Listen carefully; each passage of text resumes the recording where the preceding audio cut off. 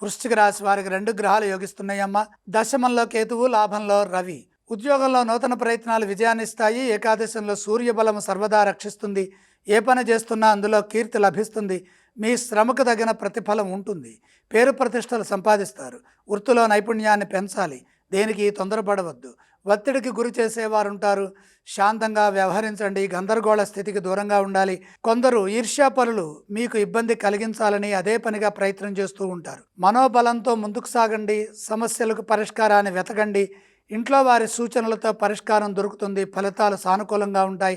వారం మధ్యలో మంచి జరుగుతుంది. వివాదాలకు దూరంగా ఉంటూ లక్ష్య సాధనలో నిమగ్నం అవ్వండి.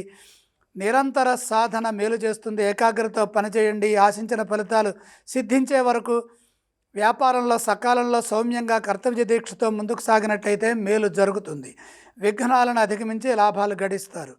వారాంతంలో శుభవార్త శక్తిని ప్రసాదిస్తుంది.